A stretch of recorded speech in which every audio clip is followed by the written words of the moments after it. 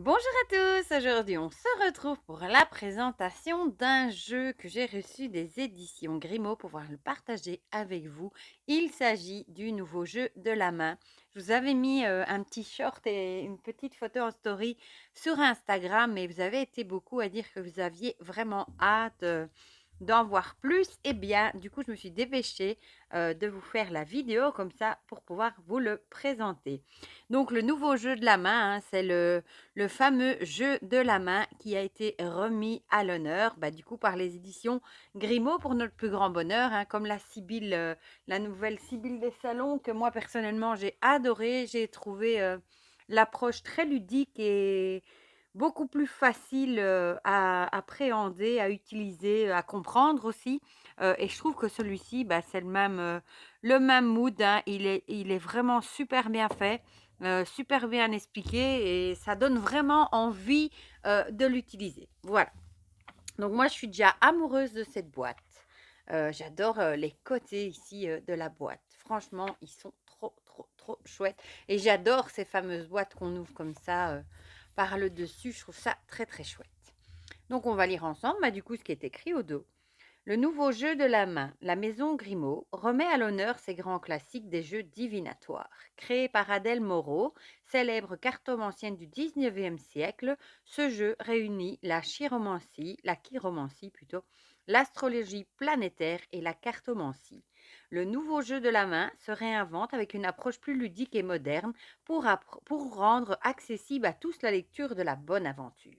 Donc c'est un coffret de 84 cartes qui comprend un jeu de 58 lames, des fiches d'initiation en chiromancie, des fiches mots-clés du jeu, des tirages et une vidéo explicative du jeu qui a été fait par Audrey, hein, qui a la chaîne YouTube, l'Instagram et la boutique le Oracle Inzel Professeur. Voilà, voilà. Donc, comme vous l'aurez compris, c'est un jeu qu'il faudra prendre du temps pour apprivoiser, hein. On ne pourra pas tout utiliser d'un coup parce qu'il regroupe quand même la chiromancie, qui est l'art de lire les mains, que moi j'aime beaucoup. Il reprend la cartomancie classique, donc savoir comme les cartes à jouer, un pique, trèfle, cœur, etc. Et les carreaux. Et en plus, il reprend l'astrologie planétaire. Donc c'est vraiment, elle a vraiment associé ces trois arts divinatoires dans ce jeu, hein, Adèle Moreau. Et ça fait quelque chose d'hyper riche, hyper complet. Mais évidemment, euh, il faudra peut-être, si vous vous accrochez bien avec, vous aurez peut-être envie du coup d'approfondir vos connaissances, par exemple dans la chiromancie ou dans l'astrologie planétaire ou aussi dans les cartes à jouer. Voilà, le petit topo. Moi, les cartes à jouer, je vous avoue que c'est quelque chose qui m'attire depuis des années parce que quand j'avais 10-11 ans, on était allé dans un magasin de livres d'occasion, hein, avec mes parents et j'étais déjà attirée par le rayon paranormal, etc. Et j'étais tombée sur un livre justement qui parlait de la chiromancie, des lignes de la main. Et c'est comme ça que ça a aussi commencé mon attrait pour tout ce qui est divinatoire, etc. Et bon, ça remonte aux années 90, hein, donc autant vous dire, ça fait très dinosaure, c'est plus de 30 ans. Et figurez-vous que je l'ai encore. J'ai été vite le chercher dans ma bibliothèque pour vous le montrer comme ça vite fait. Il est vieux, hein, c'est un livre qui date de 79, donc voilà. Et voilà, c'est avec celui-ci que j'ai commencé. Et du coup, je l'ai ressorti parce que j'ai très très envie du coup d'approfondir. Voilà, ce jeu-ci me donne envie d'approfondir. Et je crois que c'est un des seuls livres que j'ai d'ailleurs sur la chiromancie. D'ailleurs, dites-moi dans les commentaires si vous en avez à conseiller qui sont très chouettes, d'actualité. Évidemment, celui-ci, je ne sais même pas s'il existe encore. Mais vous pouvez me dire ça dans les commentaires, comme ça j'irai peut-être voir pour une édition un peu plus récente. Voilà. Bon, du coup, on va découvrir ce jeu ensemble, hein. Les cartes sont dans cette magnifique boîte. Oh, ça y est, je fais déjà tout tomber.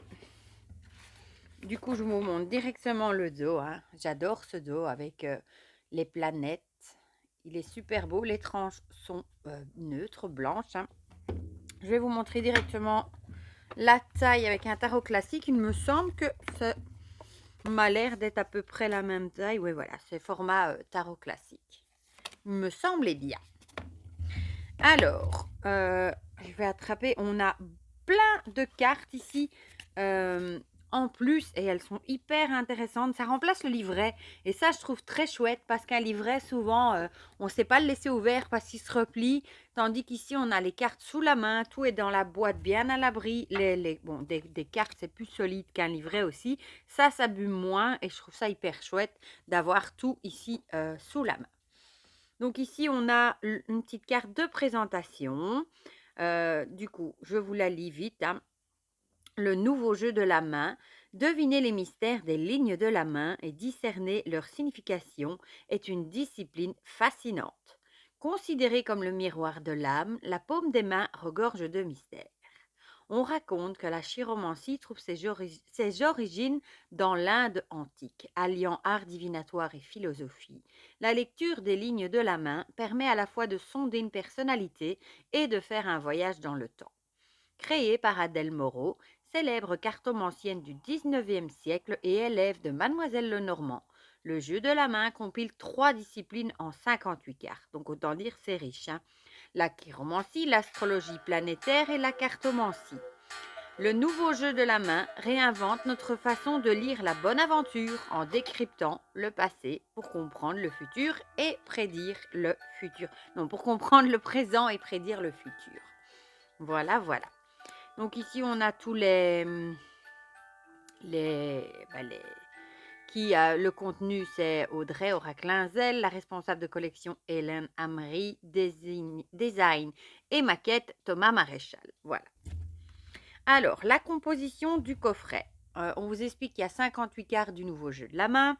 Le lien flashcode, donc le QR code, vers une vidéo d'explication et d'utilisation du jeu qui a été fait par Aura Clinzel. J'étais la voir, elle est très bien expliquée.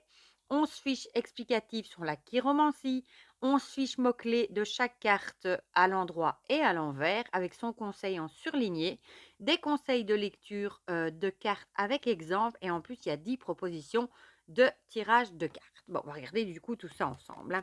Donc ici, on a le fameux QR code. Ici, on a un petit mot sur Audrey. Si vous ne la connaissez pas encore, je vous invite à aller la suivre, hein, sur son Insta, sa chaîne YouTube, son site web, hein. Elle fait de très chouettes choses. Ici, un petit mot sur Thomas Maréchal qui a fait donc le design.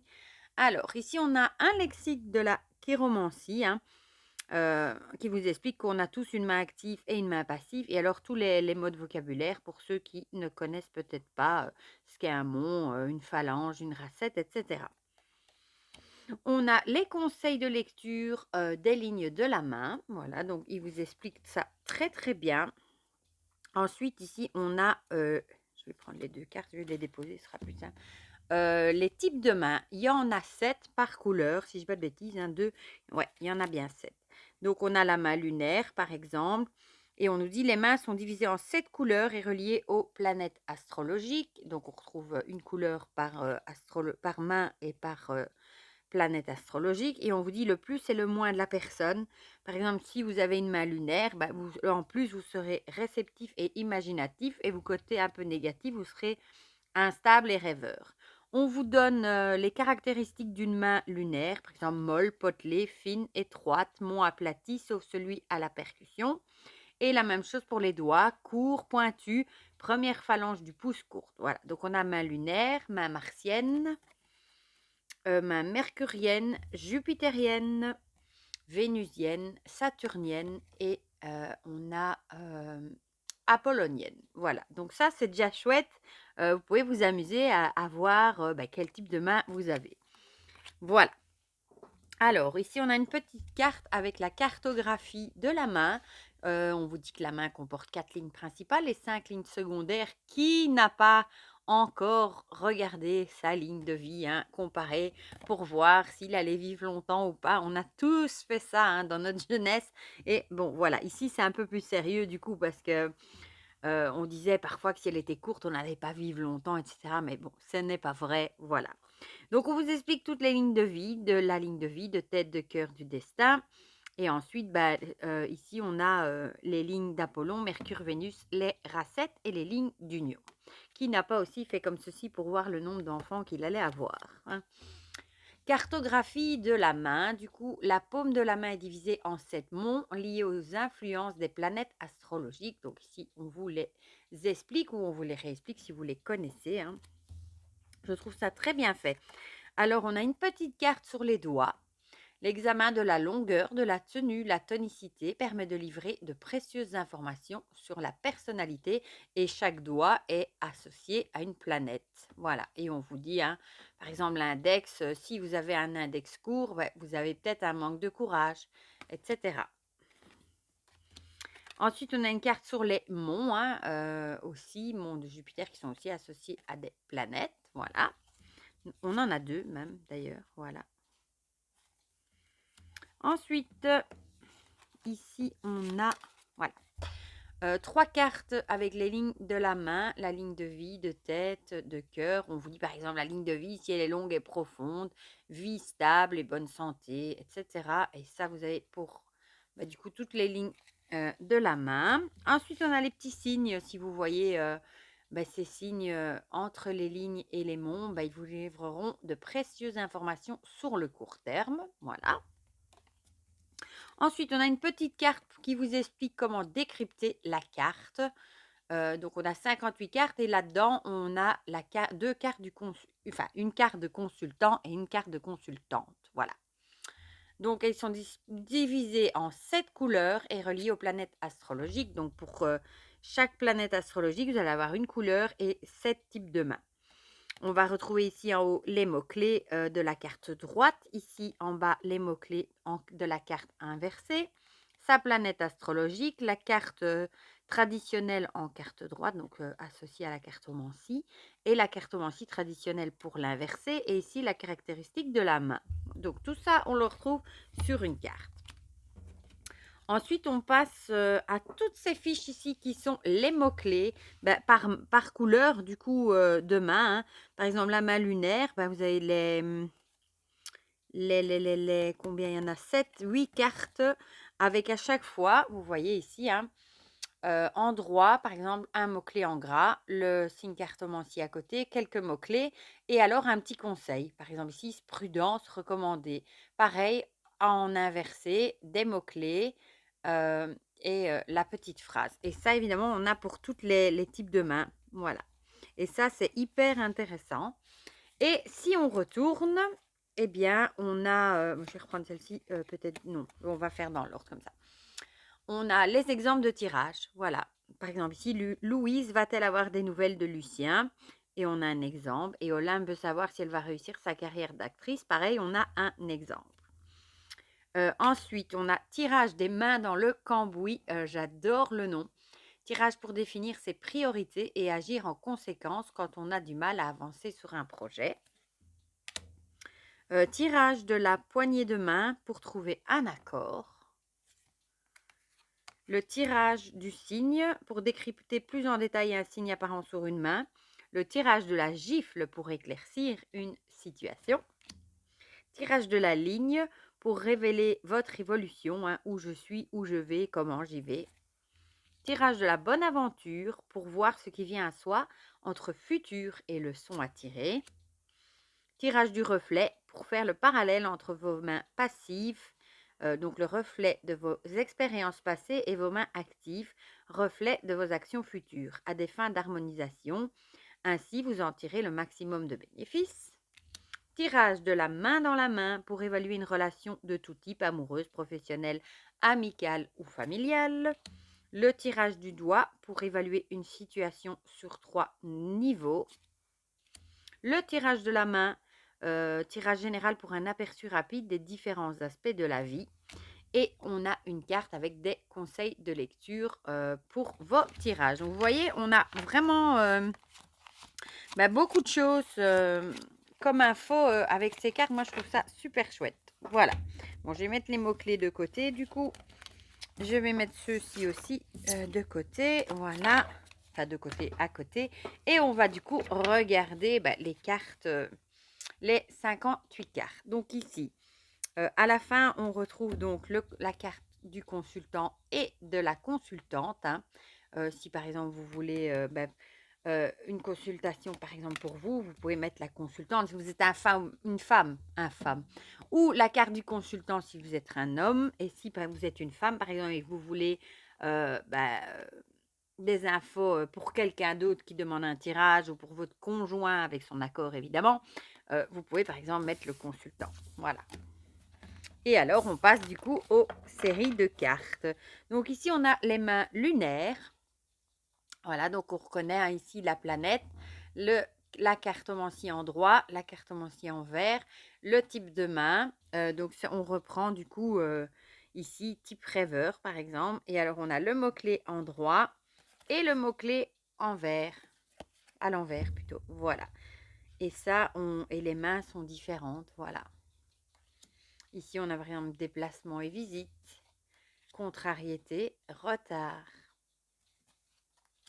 Grand voyage, changement important. Et on a également, du coup, comme les cartes à jouer, le valet, le roi, la reine, l'insouciance, la traîtrise, les cancans et les calomnies sont des mots très anciens, du coup. Arrivée, départ, bonne nouvelle, message important. Puis on passe aux mains martiennes, qui ont à voir avec la planète Mars, du coup.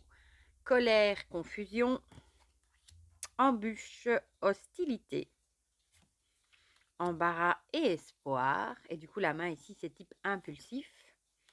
Réussite et défaite, résistance et dispute, discussion et deuil, franchise, danger, succès prochain et menace. Ensuite, on passe aux mains mercuriennes avec un type ingénieux, avec le gain et la tromperie en dessous. Démarche, un succès. Appui, difficulté. Succès au jeu, perte d'argent. Bon conseil, fraude.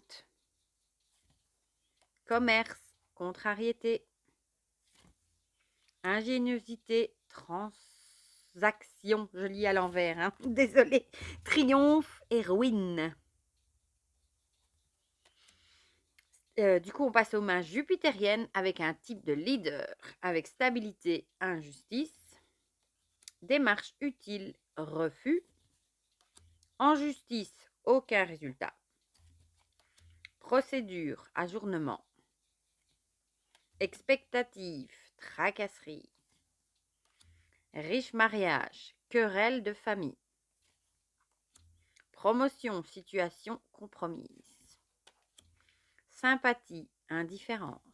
Ensuite, on passe aux mains vénusiennes avec un type sentimental, donc avenir assuré, illusion, fiançailles, projet sentimental, affection, jalousie, romance, rivalité familiale, avertissement, infidélité, amour, perversion,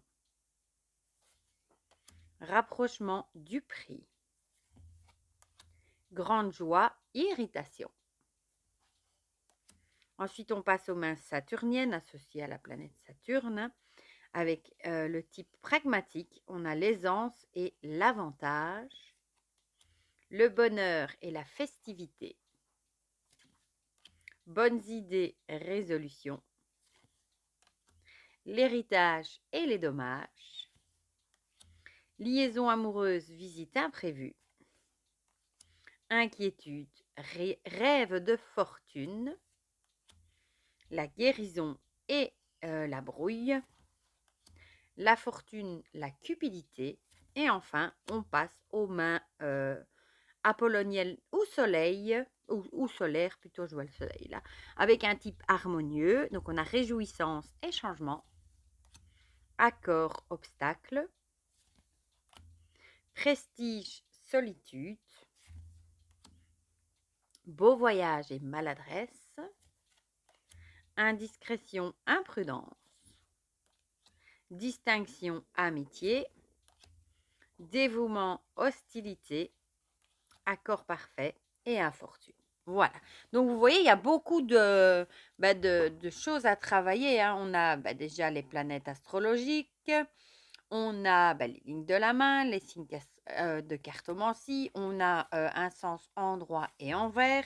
Donc on a vraiment, beaucoup de choses qu'on peut, du coup demander. Du coup, on va faire un petit exemple de tirage. On va demander, par exemple, si voilà, on va se dire qu'on est étudiant, est-ce que je vais réussir mon examen? Voilà, on va lui demander si on va réussir son examen. La qualité, bon, je ne vous ai pas dit, mais qualité Grimaud, c'est topissime, hein. Elle se mélange super bien, ça y est. Il y a encore un qui a envie de papoter.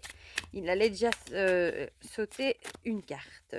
Bon, je mets pas le consultant et la consultante dedans, du coup. Oh, ça se mélange vraiment bien. C'est gai.